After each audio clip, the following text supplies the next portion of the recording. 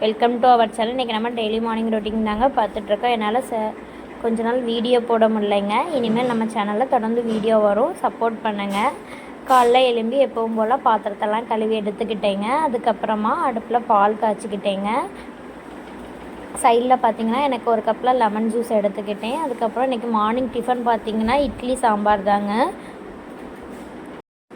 அப்புறமா எனக்கு கொஞ்சம் வேலை இருந்துச்சுங்க, வெளியே வாசல்லாம் பெருக்க வேண்டியது இருந்துச்சு. அதனால் போய் காலையிலே வாசல்லாம் பெருக்கிட்டு வந்துட்டேங்க. அதுக்கப்புறமா நான் வாசல் பெருக்கும்போதே குக்கரில் பருப்பு வேக வச்சுட்டேங்க சாம்பாருக்கு.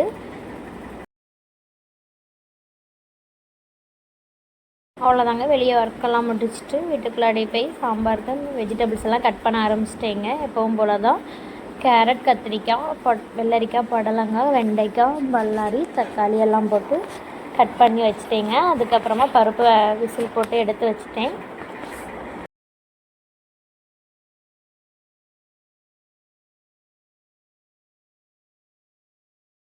நம்ம நறுக்கி வச்ச எல்லா காய்கறியும் குக்கரில் போட்டுட்டேங்க. போட்டு புளி கொஞ்சம் கரைச்சி வச்சுருந்தேன், அதையும் ஊற்றி சாம்பார் பொடி பார்த்திங்கன்னா நான் இப்போது கொஞ்ச நாளாக ஆச்சியில் அந்த அரைச்சி விட்ட சாம்பாருக்கு அடிக்ட் ஆகிட்டேங்க. அந்த சாம்பார் பொடி தான் யூஸ் பண்ணேன்.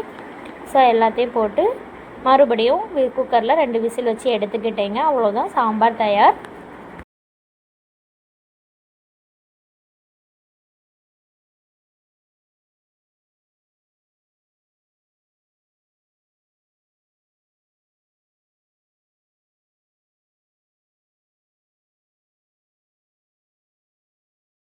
ஒரு அடுப்பில் சாம்பார் வைக்கும்போதே சைடில் ஹஸ்பண்டுக்கு டீ வச்சுக்கிட்டேங்க.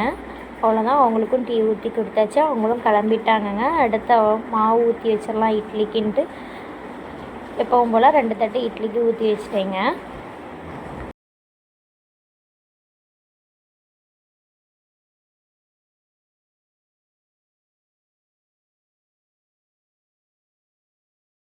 அப்புறமா சாம்பாருக்கு தாளித்து ஊற்றிக்கிட்டேங்க. நான் தாளிக்கிறதுக்கு எப்பவும் தாளிப்பு கரண்டியில் 2 டேபிள் ஸ்பூன் நெய் ஊற்றிப்பேங்க. அப்புறமா கொஞ்சமாக கடுகு நல்லா பொரிஞ்சதும் ஒரு கொத்து கறிவேப்பிலை போட்டுக்கிட்டேங்க. அப்புறமா கூடவே 1/4 டேபிள் ஸ்பூன் வெந்தயமும் 1/4 டேபிள் ஸ்பூன் ஜீரகமும் போட்டுக்கிட்டேங்க. எல்லாம் நல்லா பொரிஞ்ச அப்புறம் அவ்வளோந்தாங்க, நம்ம சாம்பாரில் ஊற்றி கிளறிட வேண்டியதாங்க. லாஸ்ட்டாக ஃபினிஷிங்க்கு கொஞ்சம் கொத்தமல்லி தலையும் போட்டு சைடில் பார்த்திங்கன்னா ரைஸ் வச்சுட்டேங்க மதியத்துக்கு. இந்த சைடு கூட்டுக்கு பார்த்திங்கன்னா நான் பாவைக்காய் பொரியல் தாங்க பண்ணிகிட்ருக்கேன். அவ்வளோதாங்க, இன்றைக்கி லஞ்சு. சாப்பிடும்போது அப்பளமும் முட்டையும் போட்டுக்க வேண்டியதுதாங்க. வீடியோ பிடிச்சிருந்தால் லைக் பண்ணுங்கள், ஷேர் பண்ணுங்கள், நம்ம சேனலை சப்ஸ்கிரைப் பண்ணிடுங்க மக்களே. பாய்.